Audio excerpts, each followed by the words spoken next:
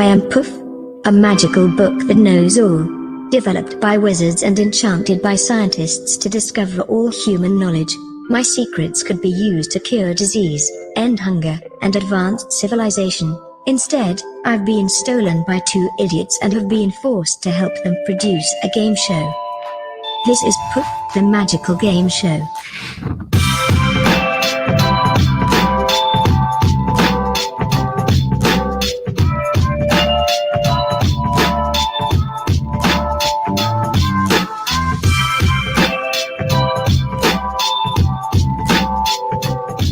Yeah! Welcome to Poof, the magical game show. The only game show that has a book that knows everything, even your most inner thoughts, desires, and feelings. Unfortunately, Nate decided, not to show up tonight.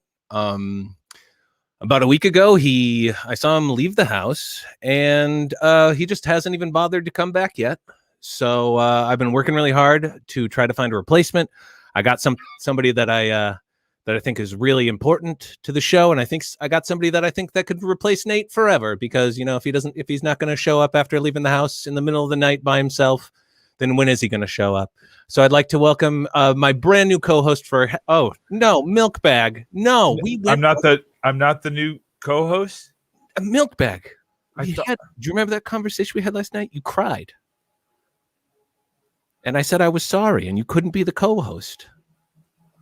You need to be our intern. I'm not. Just so you know, I'm not cool with you trying to replace Nate. Okay. Look, Milkbag, we've already had this discussion. Okay. You guys, this has been God damn it. I'm never going to call him Nate. Never going to call him Nate. No one's asking you to call him Nate. I'm not going to. Okay. But Nate left us. Okay. Have you looked for him? He's a grown man. Why would I look for him? I think you did something to him. I think he left us. I think he left us behind, and he left us to fend for ourselves. And we had do you forget? How drunk were you? Do you remember this conversation that we had? I apologized. I said that we can get through this together, but you need to remain our intern. And I already found somebody else. All right. I'm sorry. And I know this is a tough time for all of us. All right. Okay. Ever since Nate left us at 11 p.m., said he was going for a walk real quick, just down to Aggie's, never came back. Oh, Mayor McCheese is here. So, ladies and gentlemen, please welcome our brand new co-host from here on out. Forget about Nate. He's dead to us, or probably really. Greg. Hey, Greg. Hey, babe. No, I'm okay. I'll be right there. I gotta do a show. Hey, hello. Hey. How's everybody doing? Hey, what's going on? Hey, Greg. Hey, this is my friend Greg. We went to college together, right, Greg? Yeah. Oh, sorry. Sorry. You heard some motorcycles in the background. It's race night. So the neighborhood's just getting a little riled up right now. It's okay. We went to college together in old Wisconsin town. Yep. Yeah, it was Badgers, a great time. Go Badgers. Yeah, and Milkbag. See, isn't it going so well already? No, Milkbag. Come on, say something nice about Greg. Come back. He did not look happy. Not look happy. I don't see any other host here. Find Nate. Find Nate. Call him. Can find his way back. Okay, it's our show now, Milkbag. Activate the monitor that you put on his ankle. No, I know you put one in there. Yeah, I put one. Just this instance. I didn't want. I'm not going to use it now. Did I go? No, I'm sorry. I'm just the intern. There's so much going on. There's a pickle. There's a cat butthole. Milkbag hates his dad. Oh man, yeah, I saw the cat butthole. What pickle? Oh, sorry. I have chosen the contestants at random. Contestants, show yourself. Show's already off the rails. Oh, I hope it's Nate. Hey! Sean Cooley and Jane Labowitch. Nailed it. Yeah, I know that one. Thank you guys so much for coming on. Sean, tell us about yourself. Hey, my name is Sean Cooley. I live in Los Angeles, California. I work as a content marketing director at a cannabis delivery service called Grass Door. Nice. I love weed. I also love game shows and merriment, and I'm super happy to be here. Oh, thanks, buddy. Oh. Super glad to have you on. Jane, tell us about yourself. Hi, I'm Jane. I'm known by Princess Edge, and I am literally an Etch-a-Sketch artist. So Yes. that's what I do. It's been a fun ride so far. I'm based in Maryland now. I just moved here from Chicago. Wow. So we both, I used to live in Chicago. Now I live on the East Coast now. Sean Cooley, where are you now? I'm out in Los Angeles, but I used to live in Chicago as of 5 years ago. Yeah. And Greg, you and I took IO classes together. Yeah, we did. The IO Theater. Yeah. Long live the IO Theater. Long live. I got bad news for you, Greg, if you haven't been keeping up on up to date on that. I don't pay attention to a lot of social media. It's hard because I don't have hands. Well, Greg, they had an IO theater out west in Los Angeles, actually. Yeah. Oh, yeah, that one's great. I can't wait to go visit that one. Oh, God damn it. Yeah, you literally can't wait. Yeah. I hear it smells just like the one in Chicago. Oh, my God. Thank you guys so much for coming on the show. I was trying to pull up Jane's stuff. I lost it. We'll pull it up a little bit later. Jane's artwork on her etch. I didn't even believe it was Etch-a-Sketch stuff at first. It's very, very, very awesome. But you guys ready to get into the show? Yeah. Yeah. Awesome. I got Totally. a first question for us that I'm really interested to find out from you guys. And this is going to be our stock footage round. Or no, you know what? We'll call it the stock footage director round. Let's call it that. Stock footage directors. Oh, also, sorry, I forgot to say, if you have a question that you would like to ask Poof, just put in the chat, honk, honk, hey, milk bag, look at me, and then put your question, and then maybe at the end of the show, we'll do that. I think it's honk, honk, milk bag, look at me, hey, over here, and then your question. If you don't write exactly that, we're just going to ignore you. That's just the way the rules go. So this one is the stock footage directors round. And this one is an all play. And we are all the world's most famous stock footage director. So when it's your turn, you are like the number one stock footage director in the world. You're the only stock footage director that people even know their name. You're the Steven Spielberg of stock footage directors. And what I'm going to do is we're going to pick a number 1 through 4. One of you guys will. And I'm going to play a random video that I have found on a stock footage website. And, I kind of want to get some director's commentary. I want to, find out why exactly you were shooting this. What were you exactly going for? Who do you think? Like, we'll ask you a bunch of questions during this. Is there anybody that would like to go first? All right, let's go, Sean. This one's I will nominate myself in tribute of myself. All right, awesome. Hold on here. Let's pull up. All right, so can you pick? I actually have 5. So there's going to be one that we don't play. So go ahead, Sean, and give me a number 1 through 5, and that'll be the video that I pick. I'll go with 5. All right, 5. We're going to go with 5 here. Ooh, all right. I'm already going to tell you that the thumbnail on this one doesn't start out good for you. Okay. So you are the number 1 stock footage director in the world. Here's a piece of stock footage that you're best known for.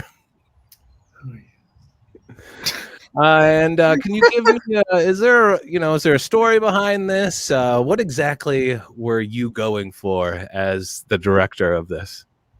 Yeah, so this is a piece of stock footage that I directed that I named "Death of a Man Bun," and on first glance, it's not what it appears to be. There are a lot of set pieces here.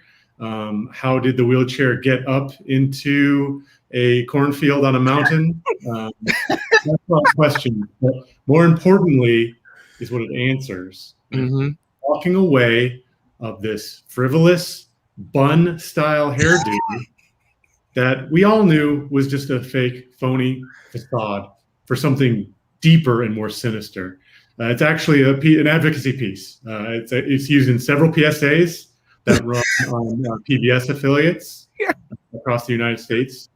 And the messaging is quite clear, I feel. It's just bring an end to man buns. Nothing good can come of this. That's the tagline. Yeah. And anybody, if anybody else has questions, feel free to ask them. I do have a go ahead. Oh no, go for it, baby. Yeah. Then I definitely have a question. Yeah, I was gonna say, was finding this location difficult? Yes, our location scouts, it was really happenstance. We happened to be filming a farm adventure up in the Sandia Mountains of Albuquerque, New Mexico. We just happened upon this what I call field of actual dreams. So we noted it. We sat on it for about 13 years. When the opportunity came up to shoot the PSA, we knew where to go.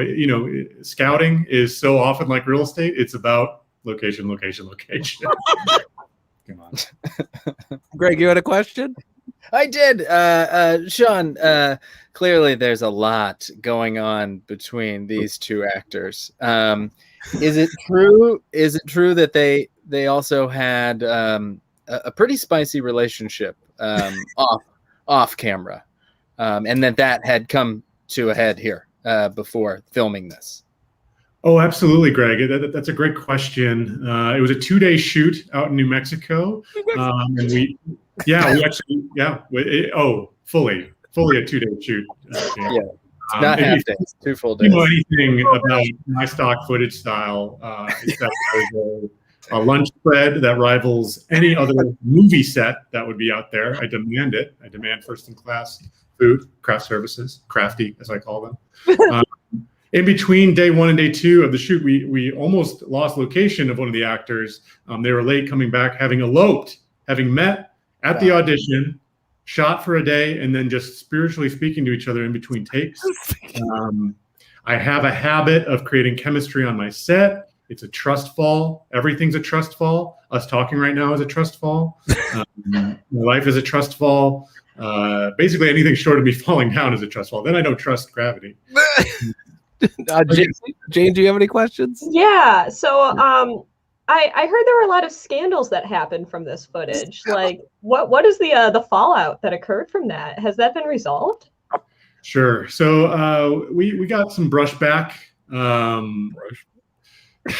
We got a letter from Kevin Federline, who you might remember as the former husband to one Britney Spears. Yeah.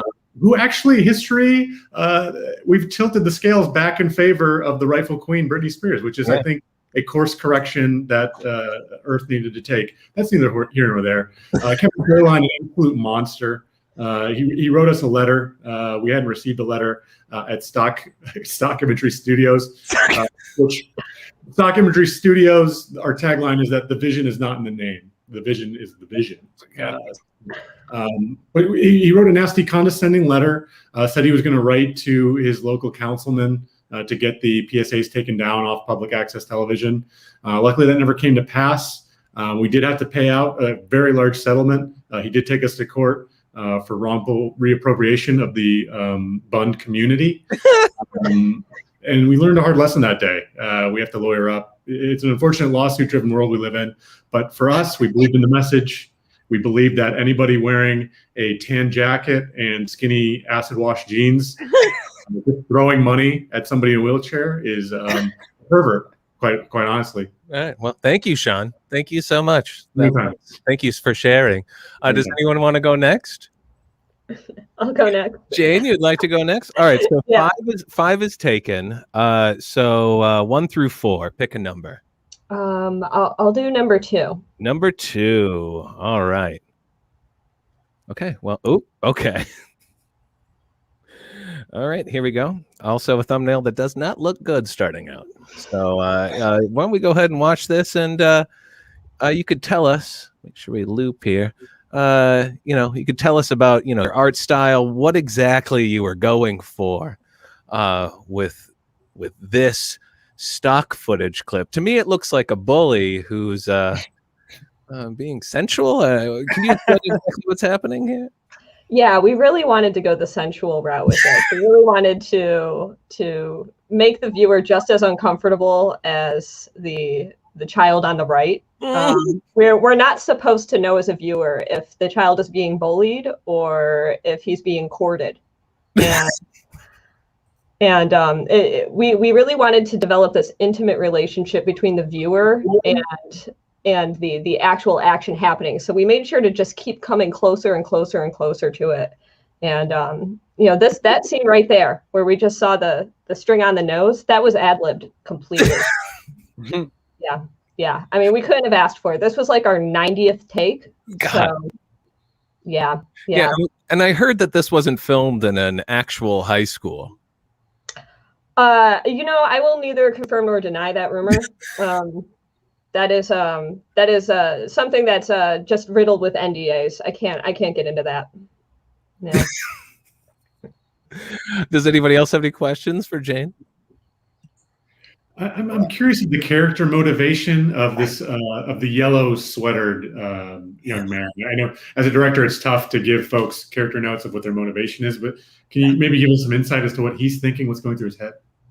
So, originally the script didn't even have him, but he just happened to be on set that day, and we saw him and just realized that this was gold. This is what we were looking for. I mean, we were 89 takes in before he walked on set, and we realized that he was the missing piece to this puzzle. So, I mean, we don't really necessarily need to know his motivation, but we just know that he's motivated, and that's what matters. Greg? Jane, what I believe from looking at this, there was dialogue. There was a whole lengthy script that went with this, but it was removed because they I think you had said that it served its purpose as stock footage so much better than it was. I'm just curious, what were they saying? What was some of the dialogue there before they removed it and said let's go without? That's a wonderful question, and I originally had a pretty lengthy 30-page script associated with this, where it was wow.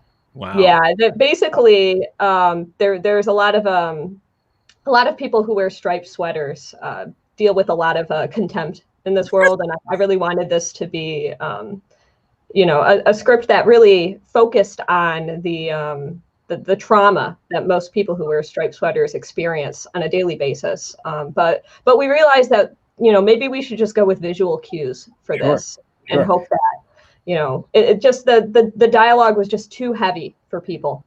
Now, and is it true? Oh, sorry. The 30-page script, even when it was a 30-page script, the gentleman in the yellow top sweater also still said nothing? Correct. Okay.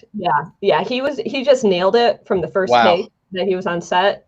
And obviously. I just want to address real quick the rumors that this scene was originally about all those kids that are in the background. Now, is that true? I mean, you absolutely fake news, false. I mean, I would never compromise my vision as a director. This was exactly what I had going forward, and those people in the background, they know they were supposed to stay back there. So, wow.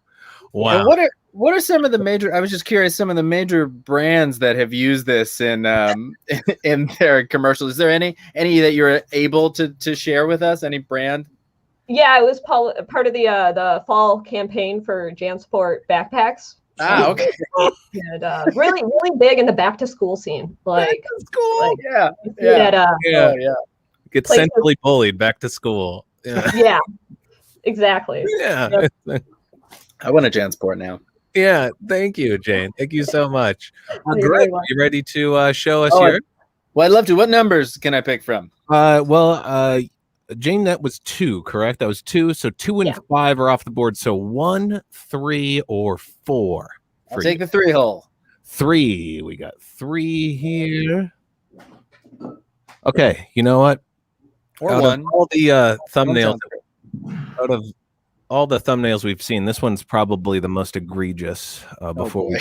start, so yeah, Whoa. Greg. Why don't you, Oh yeah, this is mine. This is mine. I'm sorry. Yep. As soon as I saw it.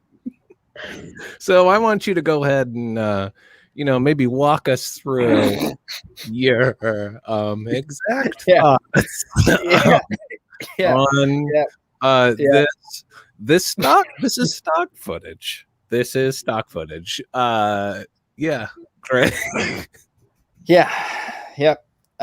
So it's as a director, you have to approach things from a different direction often. And your audience expects something. They're expecting something when they go to the theaters or when they're at home and your commercial or PSA comes on. And what we were going for here is a complete confusion. Just trying to disorient the audience in a way. What I want you to notice here as we do a slow upward pan, you can see a little bit of the underwear there. And as we're coming up through the back, now, I'm curious what you all are thinking, because the idea here is, what is this? What am I looking at? God, what am I seeing? And I hope that is true for you. That is what we're trying to get. Now, when you see a neck, now you're not sure. Oh, this gentleman, that right there, if you pause it right there, that is not the face you expected, is what I hope. And let me tell you, this man's name, his name is Joel. We went through a casting call. Oh my God. The casting call was probably 3 months, I would say. So we set up shop outside of a Cracker Barrel in it's in Mumford, Tennessee. And we set up shop there, and we just did an open call, and we said, hey, we're just looking for your best and brightest, and took us a while, took us about 3 months. But this gentleman, Joel, he was our shining star. And so we said, we got to use him. And now we filmed, I'm going to be honest with you guys, this is one of 1,000. We filmed so many different shots, so many different webbed shirts, so different lighting, different outside, inside, ended up just going with the white background, just trying to keep it simple. And this is this is used for, it's in the Toledo Zoo. It's in their commercial. So at the very end of the Toledo Zoo commercial, after all the animals, you'll see Joel. Now, can I ask you, how long did it take for you to find the actor with just the right amount of only lower back hair? Like I said, I mean, it's just, you tell me last time you spent 3 months sitting outside of a Cracker Barrel and just calling people into a tent one by one. This man was special. You don't find body hair that grows like that in many parts of rural Tennessee. And we were lucky to find him. We're just lucky to find him. I send him a Christmas card every year. That's great. Sean, do you guys have any questions? Yeah, I'm curious, Greg. When you're at the Cracker Barrel, what's your go-to order? Oh, I get the holiday scramble. Let me tell you the trick about the holiday scramble is that it's not available to the general public when it's not the holidays. But if you ask nicely enough, they'll make you a holiday scramble. Thank you for that. Jane, do you have a question? Yeah, I'm just so fascinated by this wardrobe that I have to know, what else has this wardrobe designer gone on to do? Like, what other projects have they worked on? Thank you for asking that. First of all, that is a flattering question. The wardrobe designer is my daughter Audrey, and she's done some other things. She's cut up some other T-shirts. and tied them up the sides. And she tie-dyes, I think she tie-dyed a blanket that's on our living room couch. She's really talented. She's really great. Oh, that's fantastic. Thank you so much, Greg, for sharing that with us. Thank you. Now, I guess this is why I left it. We did 3, we did 2, and we did 5. So 1 or 4. Jane, why don't you pick it? 1 or 4, and then I'll do whatever 1 or 4 is. 4. 4. Good. Let's see here. I did this so long ago, I've forgotten if... Oh, God. Okay. If we're talking about... I mean, I think this one's mostly just a thumbnail.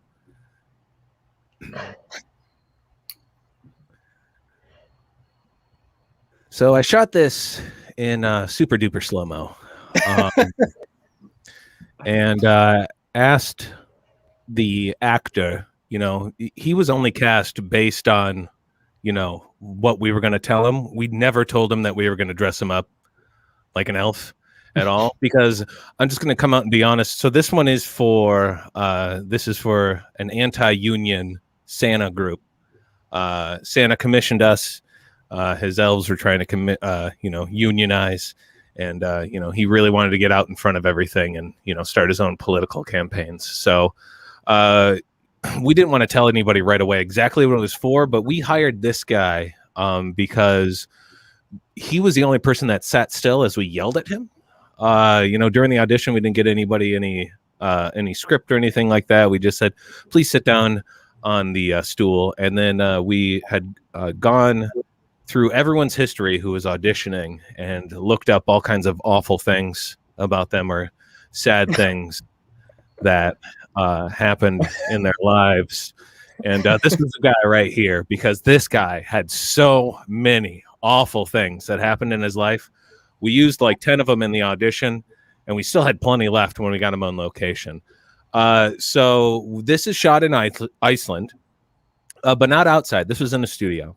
So we rented a studio in Iceland and got a really nice green screen there, because we couldn't get anything to exactly look right. But we tried to film it normal, but it wasn't cold enough. So we opened up the doors to the entire building, and it got really cold. And you can't see here, but he doesn't have any pants on. And basically, this take, I'm pretty sure, is when we reminded him that the first ever dog that he had died because it ate the string from his yo-yo and it got tangled in his intestines. Pretty sure. It was either that or it's when his dad left. One of those two was what we said to him. You can see right there. If you look right there, the little curling of, oh, yes. It's so much. We reminded him so much of this.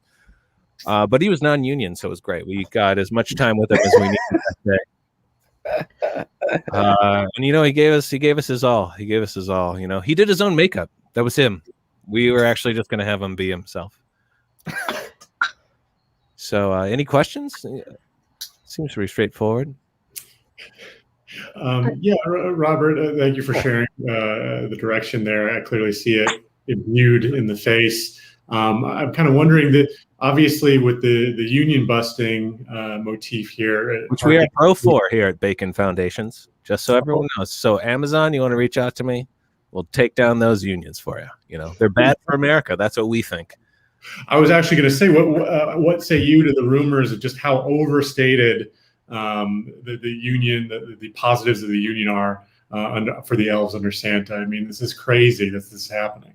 I mean, so the number one thing is, like, elves, you don't need healthcare. Let's just get first and foremost right out into everything. You don't get sick that often. You don't need healthcare. You don't need dental. How about you stop eating so much candy? The candy's on you. The teeth problems are on you. They're not on your employer. All right. Santa, he's been in this game a long time. And if there wasn't Santa, then you wouldn't have a job. Santa is a job creator. That's where we are here at Bacon Foundations. Hard stance. Right. Yeah, the right stance. Yep. The right stance. Hey, Yeah. Robert. Yeah, Greg. May I ask? I just want to clear it up, and I'm sure it's simple answer. But are the allegations true that during this shoot, someone was off camera holding a gun pointed at this child? Look, now the allegations. At first, I want to get out in front of these allegations. I don't know what that I think was. you got to update your Windows. I got to get out in front of these allegations. I want to say that yes, that happened, but only for like out of all the takes, I would say only 15% of them involved a gun. So, I mean, I don't know what else I have to say about that. 15% is a pretty low rate, you know? Geico brags about it. Jane, do you have a question?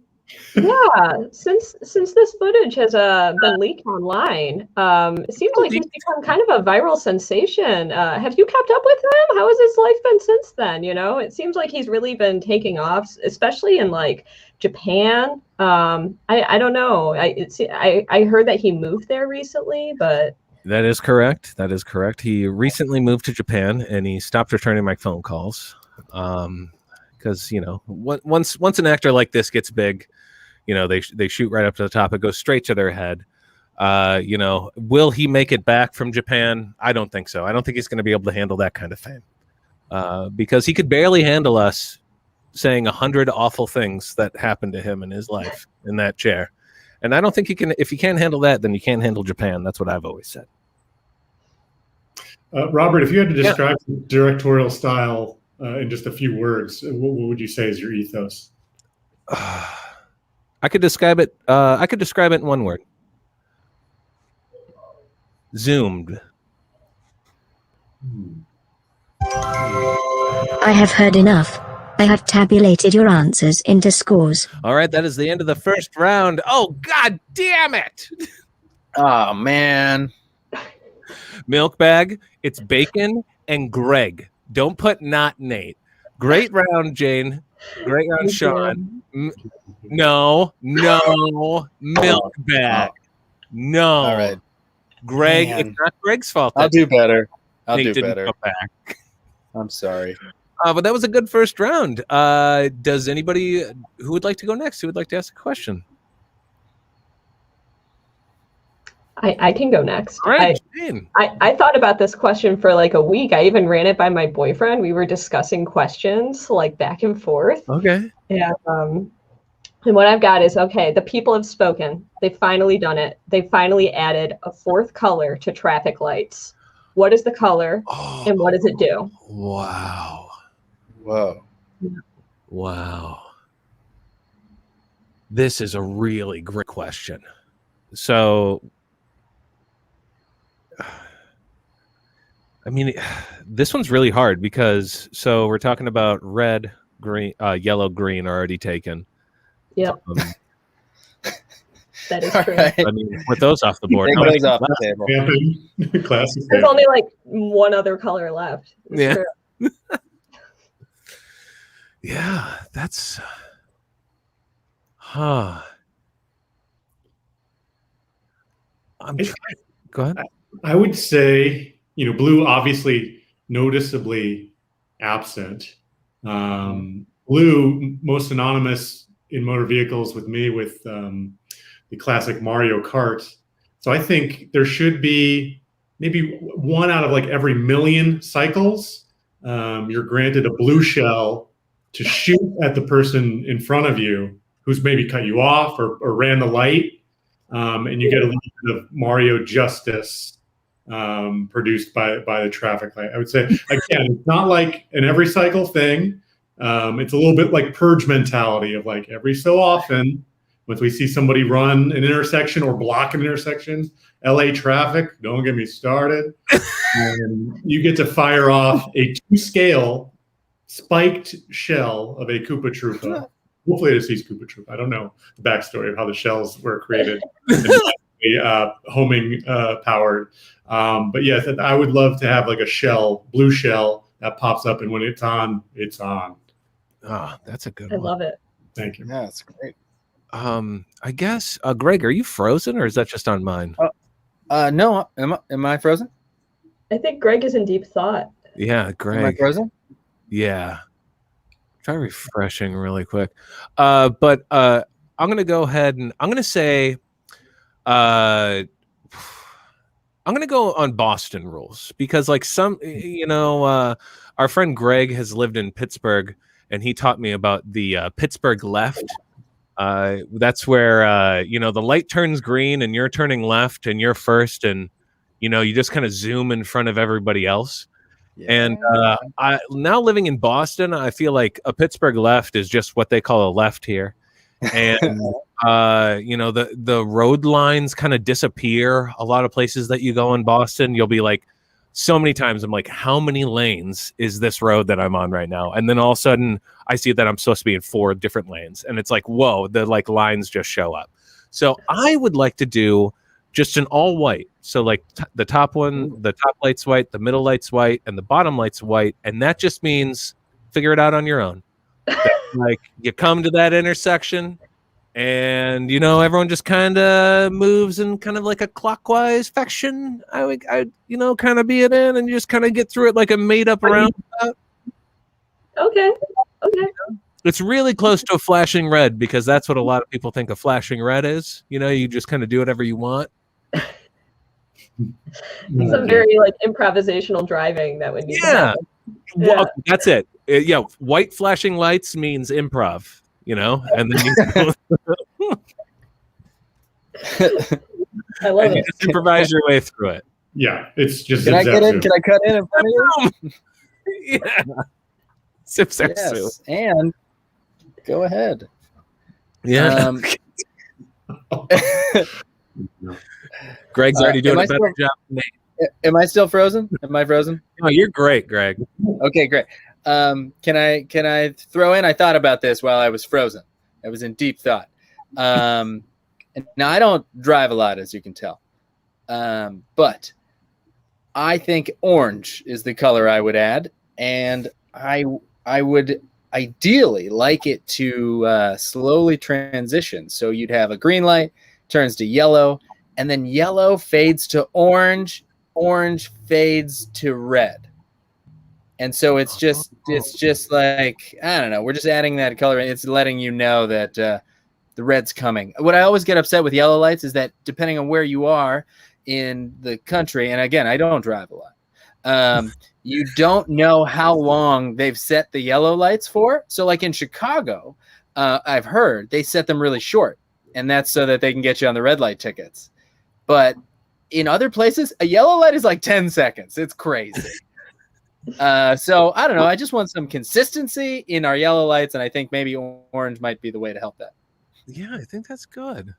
It gives you better. It gives you like a more visual representation of what exactly is happening, but kind of like, and then you can almost incorporate that into the walking across thing too, because like now most walking, when you have the walk sign, you get a little countdown timer. So if they can incorporate some color changing into that would be really awesome. Sean, I know you live in LA, so you have no idea what a pedestrian sign looks like.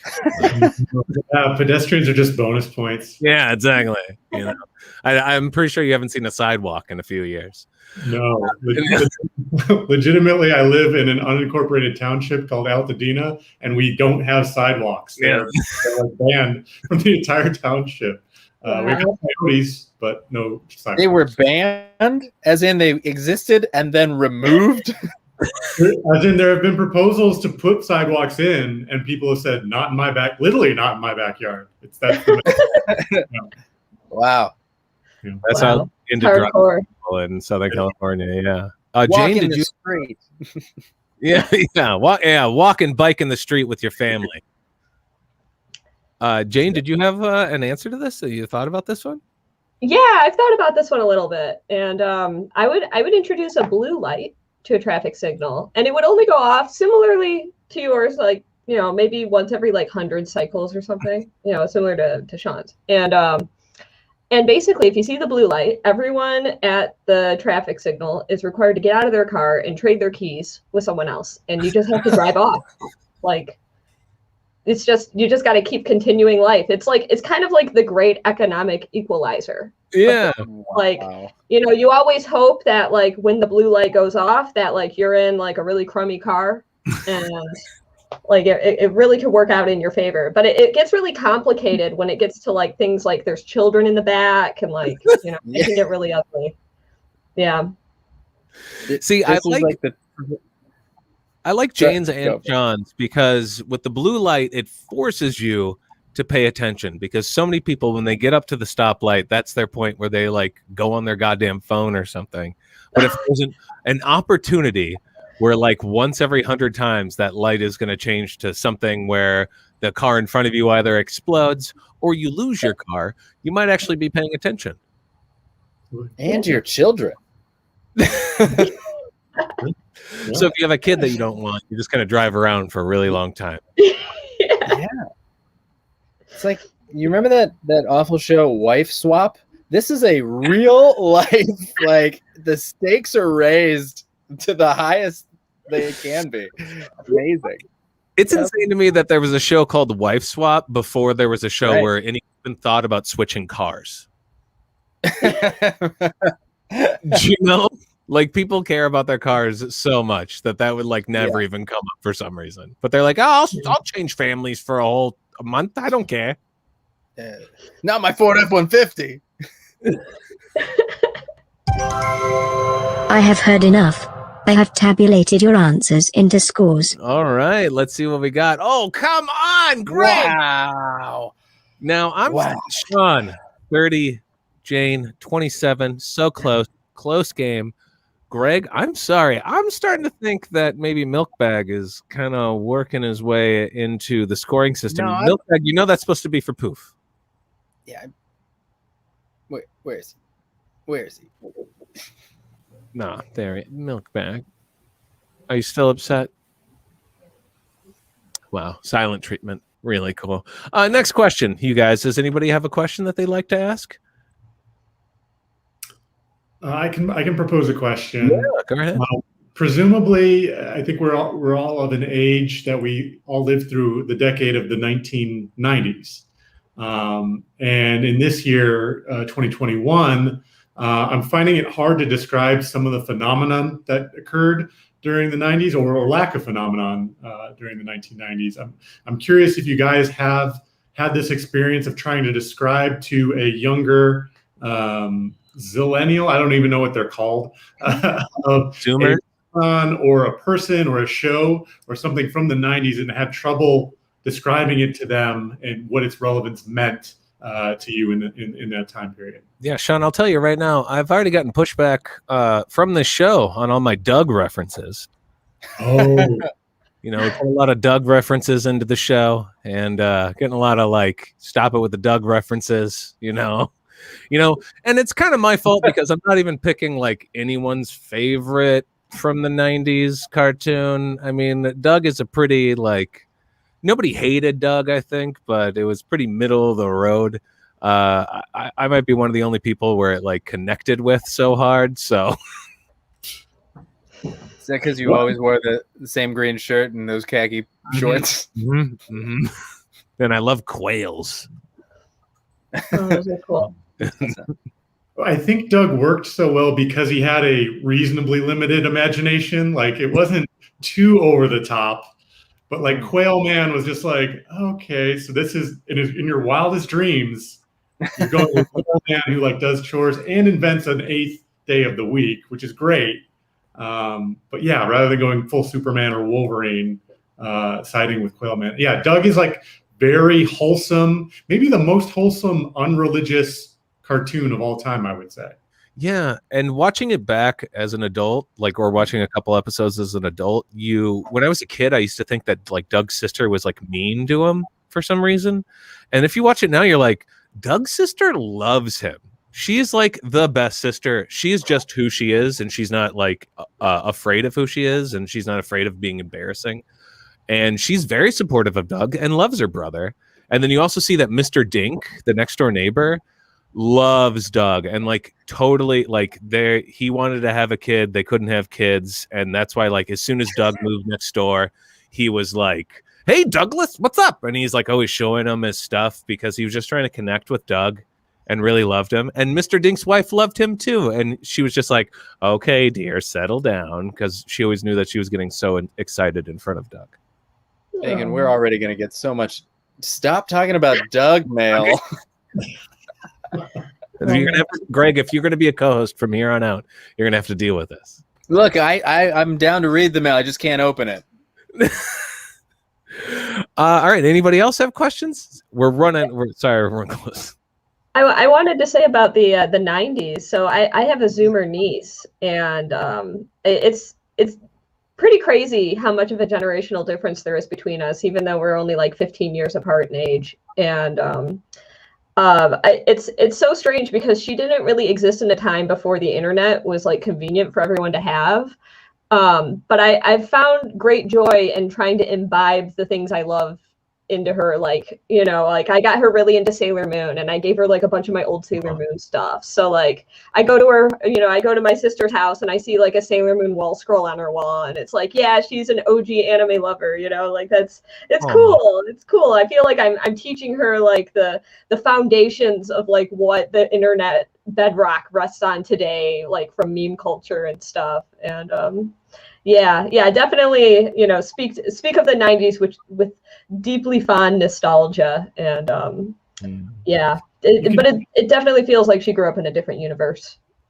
Enough time has passed that like you can call like kind of, you know, golden age of anime of like, you know, Ghost in the Shell. I think Akira was late 80s, but we'll co-opt it. And then, you know, for stuff like pro wrestling, like it was definitively way better in the 90s, and there's no debating that. So it's very funny to like have that perspective when in the moment you're just like, oh yeah, anime, Sailor Moon, cat with a moon on its head. But now it's like significant. It's relevant. It is. I mean, we recently watched in the house Speed Racer, like the live action, you know, and that's just referencing old anime. And at the time it wasn't recognized as great, but watching it was so much fun. I can't believe how great that movie was. You know, there's there's stuff in that time that wasn't. Greg, did you have something? Sorry. I was thinking about that dinosaurs. A show that if I tried to explain that to a kid now, they'd be like, this is the most messed up show. Why are you watching this? And I don't think I'd watch it now. Like, I don't know. But at the time, I feel like at the time TV had a lower bar. You didn't have to be that good, but we watched everything. Yeah. Maybe that's wrong. But I don't know. I just don't remember hating anything. And looking back, I'm like, why did I watch a lot of these things? Well, if you think of dinosaurs, it's not that far removed from Elf, you know, like that's kind of even more ridiculous, you know? Yeah. I also feel like growing up in the 90s, a lot of people didn't have cable until like, you know, the late 90s, early 2000s. So like our barometer of like what made for good TV was like super low because a lot of us only had like 12 channels for a really long time. So like PBS was where it was at for me. Yeah. That is the end of the game. Milkbag, who is the champion this week? Oh man, we ran out of time real quick. Whoa, we got points at the end. Sean! Pick up some points! 52 points. Jane so close with 42. Oh yeah, sorry guys, we don't have a lot of time left. So Greg can't get to your question. Those are great questions. Jane so close. Sorry we couldn't get to the other question. Oh, Sean frozen? He is so excited he won. So excited he won, he froze. Okay, so Sean, if you could hear us, just so you know, what you've won is every week, Nate. I could hear you, so that's great. And hopefully you could watch this. Every week, Nate makes a new video. Oh, you're back. There he is. Nate makes a video. 2 seconds, sorry. And he left one last one before he abandoned all of us. So we're going to watch this video. I have no idea what it is. And it's going to go up on Nate Lopez's YouTube channel, and you get a name exactly what it is. You don't have to come up with a name right at the end, but let's all watch this together and see exactly what Nate has made. Hey, it's me, just here waiting with my coffee. Bacon said he was going to come pick me up. We're going to have a nice little road trip together. I'm super excited. We don't do this kind of stuff together, and I've been thinking about it all week. It's been a really long, work trip, and I'm just exhausted. So I'm chilling here. Haven't been able to talk to him this morning, but I know he's on his way. So, yeah, I'm excited. This is going to be fun, you know, a Donkey Lane road trip, you guys. Yay! Hey, so, yeah, I'm still out here. I went ahead and went for a run. I figured I was just a little bit early. Still no bacon. It started to rain on me now, so it's a pretty funny joke, Bacon. I'm still excited for that road trip, man. I got so much stuff planned. Just can't wait till you get here, man. Yeah, hopefully I'll see you soon. All right, pal. Take it easy. I hate you, Bacon. I hate you so much.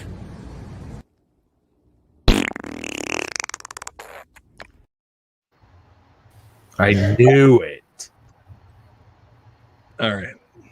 I thought that he was leaving, and now that I'm seeing all that, I'm remembering that we were supposed to go. I think it was in my calendar. Yeah. Okay. So that one's on me. Sorry, guys. Sean, anything that you comes to mind of what you'd like to title that? Bacon. Fakin'. All right, so it's going to be Fakin' from here on out. We only got a few minutes left. Jane, thank you so much for coming on the show. Why don't you? Oh, my pleasure. Where can people check out some of your awesome Etch-a-Sketch artwork and other stuff that you do? So you can find my art at princessetch.com. I'm at Princess Etch on like all social media. If you forget all that, just Google Jane Etch-a-Sketch and you'll just find a bunch of stuff on me there. I'm pretty easy to Google. So yeah, find my Etch-a-Sketch art there. Fantastic. Sean, where can people see some of your stuff? Yeah, please follow me on Instagram. I'm at Sean Coolish. There's some Russian bot squatting on Sean Cooley. But Sean Coolish, I post a lot of stuff there, and feel free to DM me and ask me all of your weed questions. I often field them for many friendlies on there. Yeah. Awesome. Congratulations on winning. Greg, sorry to tell you, but apparently Nate is not gone and he didn't abandon us. So Yeah, I saw that. yeah, so this is another awkward situation that we have to have. Do I have to go back in the jar? Yeah, I'm gonna have to put you back in the jar, and just so you know, I don't know how to make you not talk anymore. Oh no. Oh man, come on. Just make me a regular pickle again. Just make me a regular pickle again. I don't want to have my thoughts in the jar. Come on, in the jar. Well, you know what? Milkbag got his way this week, and I hope he's. Yeah, there he is. Milkbagger is so happy that Nate's not gone forever. Come on. How do I get out of here? I love pickles. Don't. Okay, Greg, stay with Milkbag. No. Don't worry about it. Okay, you guys. Sean, Jane, thank you so much for coming on. Greg, thank you for co-hosting this week. That was Michael Day as Greg the Pickle. You guys make sure to stick around for Run On, an actual game show. Not that this isn't an actual game show. Check out 91 Donkey Lane at 91donkeylane.com. See you guys next week.